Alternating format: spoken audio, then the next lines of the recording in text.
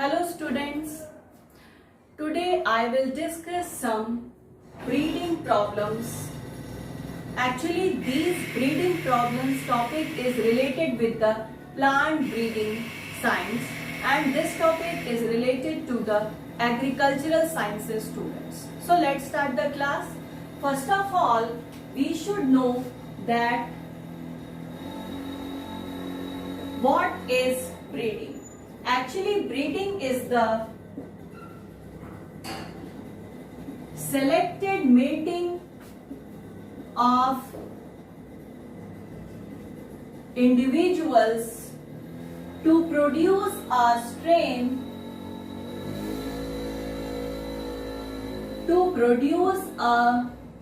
strain or character or to strain or character which is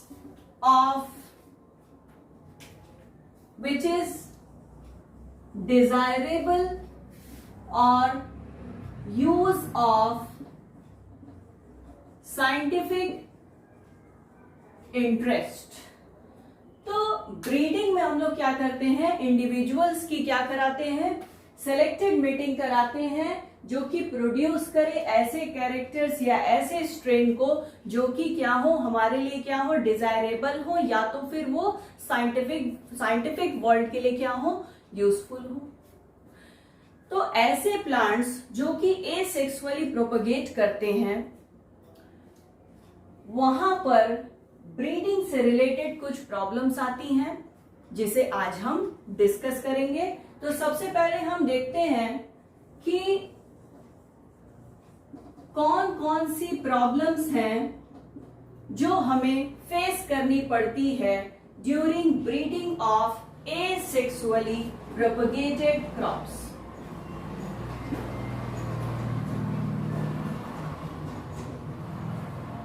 asexually propagated crops, इसमें पहला है reduced capacity of sexual reproduction. The second is difficulties in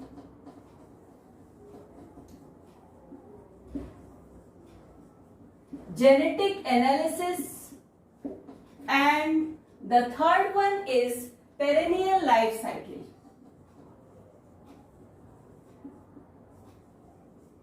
तो ये तीन problems हैं जो कि we face during breeding of asexually propagated crops. तो ये तीनों प्रॉब्लम डिस्कस करने से पहले कुछ टर्म्स हम आप लोगों को बता रहे हैं जो कि अभी आगे आने वाले हैं, उनको हम पहले ही क्लियर कर दे रहे हैं जिससे आप लोगों को जब हम ब्रीडिंग प्रॉब्लम्स का डिस्कशन जब हम करें तो आप लोगों को कॉन्सेप्ट बिल्कुल क्लियर रहे। तो उसमें जो सबसे पहला टर्म है वो है क्लोनल क्रॉप्स। क्या होते हैं clonal crops? Actually clonal crop is a group of plant which are produced by a single parent through asexual reproduction। आपको पहले से भी पता है कि एसेक्सुअल रिप्रोडक्शन में सिर्फ सिंगल पेरेंट का इन्वॉल्वमेंट होता है and they increase their number by asexual reproduction. तो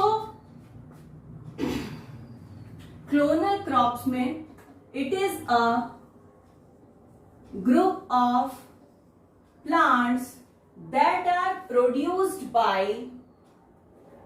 single parent through asexual reproduction। तो ये जो क्लोनल क्रॉप्स होते हैं they are asexually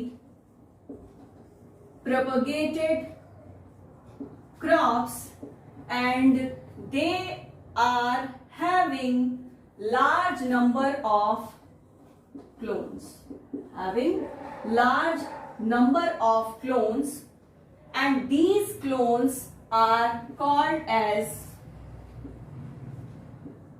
clonal crops. तो ये हो गया क्लोनल क्रॉप्स के बारे में. अच्छा, ये जो क्लोनल क्रॉप्स होते हैं इनका जो जीनोटाइप होता है वो बिल्कुल सेम होता है पेरेंट के जीनोटाइप के, और इसी वजह से they are identical to each other. Clonal crops के जितने भी मेंबर्स होते हैं they are identical on the basis of their genotype, यानी कि सारे इंडिविजुअल्स का जीनोटाइप क्या होता है, सेम होता है. तो ये हो गया क्लोनल क्रॉप्स के बारे में. इसके बाद जो एक टर्म है वो है interspecific hybridization. Interspecific hybridization is a technique which involves the crossing of two species from the same genus. यानी कि एक ही जिनस के दो स्पीशीज के बीच में जब हम क्रॉस कराते हैं, जब हम हाइब्रिडाइजेशन कराते हैं, then that crossing or hybridization is known as interspecific hybridization. उसके बाद जो थर्ड पॉइंट है वो है पॉलीप्लॉइड्स क्या होते हैं या पॉलीप्लॉइडी क्या होता है. Actually polyploidy is the heritable condition of possessing more than two complete set of chromosome. Polyploidy के बारे में पहले भी हम लोग पढ़ चुके हैं. तो पॉलीप्लॉइडी एक प्रकार की हेरिटेबल कंडीशन होती है जहां पर दो कंप्लीट सेट ऑफ क्रोमोसोम से भी ज्यादा क्रोमोसोम अगर हैं, then that condition is known as polyploidy, और जो प्लांट्स होंगे they are called as polyploids. तो चलिए अब हम एक एक प्रॉब्लम को देखेंगे. सबसे पहली जो प्रॉब्लम है वो है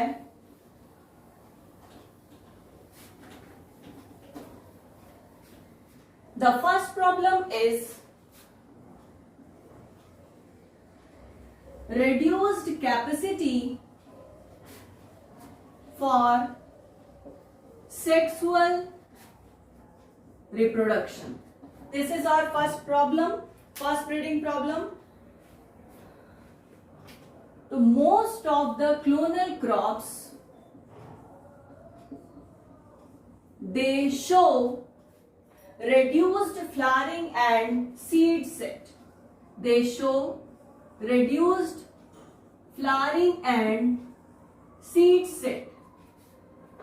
यानी कि जो क्लोनल क्रॉप्स होते हैं उनमें फ्लावरिंग भी रिड्यूस्ड होती है, और चूंकि फ्लावरिंग रिड्यूस होती है इसलिए सीड सेट भी कैसा होगा, रिड्यूस होगा. सीड सेट मतलब बीज का बनना, जो बीज का बनने की प्रक्रिया होगी वो भी कैसी होगी, रिड्यूस्ड होगी.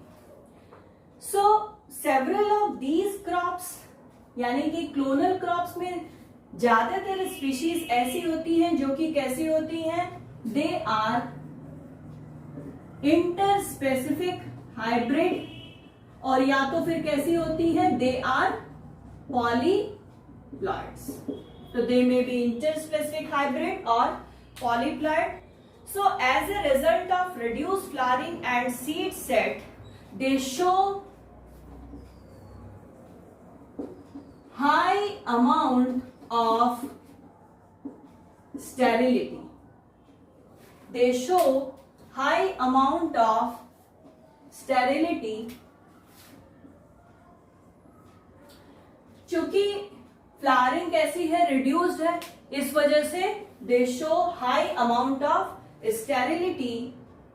Since the propagation of these clonal crops does not depend upon sexual reproduction. Actually, they propagate by asexual method. That is why they are not dependent for sexual reproduction to increase their number. Now, after this, reduced sexual reproduction creates. अब ये जो reduced sexual reproduction है, it creates several difficulties. It produces or creates several difficulties in making crosses. Cross बनाने में क्या होती है? Difficulty होती है. क्यों? क्योंकि ये कैसे हैं? Highly sterile, they showing highly sterility behaviour. So आप लोगों को पता होगा कि प्लांट ब्रीडिंग जो टॉपिक है या जो सब्जेक्ट है, जो बॉटनी की ब्रांच है प्लांट ब्रीडिंग, उसका जो मेन आधार है, कराने का जो मेन बेस है, वो क्या है? हाइब्रिडाइजेशन, या इसे ही हम क्या कहते हैं? क्रॉसिंग. क्रॉसिंग कराते हैं, हाइब्रिडाइजेशन कराते हैं, टू डिफरेंट स्ट्रेन्स को लेते हैं और क्या कराते हैं? क्रॉस कराते हैं. तो यहां पर आप लोग देख रहे हैं कि दे show high amount of sterility. इस वजह से जब हम क्रॉस बनाएंगे तो then they show high degree of difficulties, and as a result breeding का जो मेन अप्रोच है, हाइब्रिडाइजेशन या क्रॉसिंग, इट गेट डिस्टर्ब. बहुत अच्छा एग्जाम्पल है इसका, that is banana. Banana means Musa paradisiaca. It's the botanical name. Now we will discuss the other problem which is known as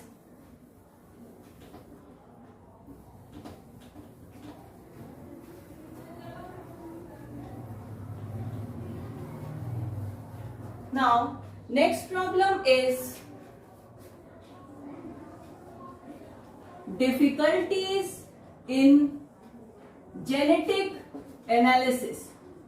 genetic analysis में भी क्या होती है? डिफिकल्टी होती है. क्लोनल क्रॉप्स की जब हम जेनेटिक एनालिसिस कराते हैं तो we will face several difficulties and there are so many factors which limits the genetic analysis of the clonal crops. इसमें पहला है reduced flowering and seed set. The another factor is self incompatibility. Self incompatibility. The third important factor is inability of seeds to germinate. Seed sets भी क्या होते हैं? कम होते हैं. Seed की सेटिंग भी कम हो रही है और कुछ सीड्स अगर सेट भी कर रहे हैं तो they are unable to germinate. Now next is male sterility. Male sterility पहले भी हम लोग डिस्कस कर चुके हैं. After this perennial life cycle. Perennial life cycle क्या होती है? Actually there are so many plants which complete their life cycle in more than 2 years. These plants are known as perennial plants and the life cycle is known as perennial life cycle. और एक बहुत बड़ा factor है जो genetic analysis में difficulty पैदा करता है, वो है need for a very large area for the growing of experimental population. तो ये कुछ फैक्टर्स थे जो कि जेनेटिक एनालिसिस में डिफिकल्टीज लाते हैं और जिसकी वजह से it creates breeding problems. Now the third and last problem is perennial life cycle.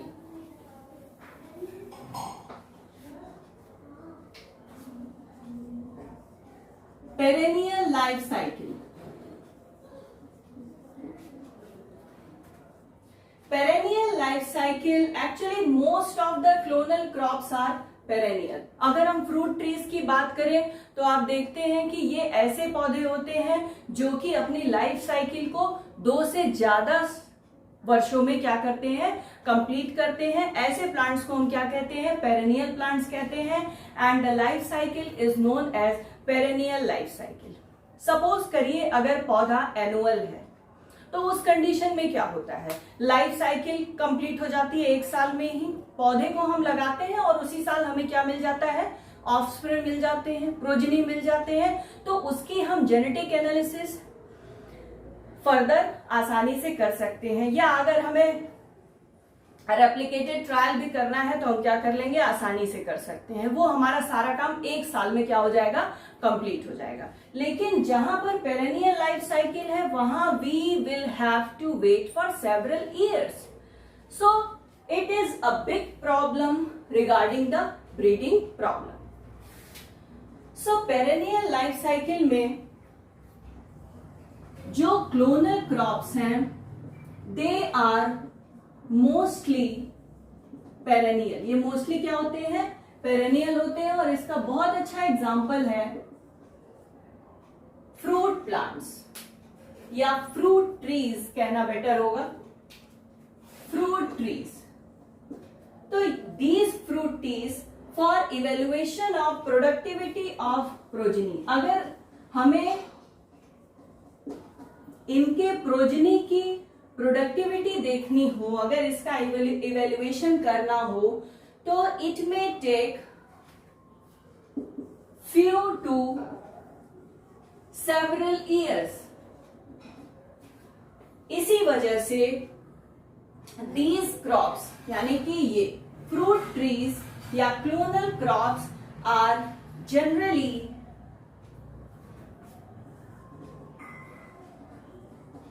unsuitable for genetic analysis. They are unsuitable for genetic analysis as well as for replicated trials. तो ये कुछ breeding problems थी जो कि हम face करते हैं जब हम हाइब्रिडाइजेशन कराते हैं। उस समय हमें ये सारी ब्रीडिंग प्रॉब्लम्स फेस करनी पड़ती है। तो आज के लिए इतना ही। नेक्स्ट क्लास में we will discuss about the botanical description of the plants. Till then thank you. और अगर वीडियो को अभी तक नहीं सब्सक्राइब किया है तो सब्सक्राइब कर लीजिए।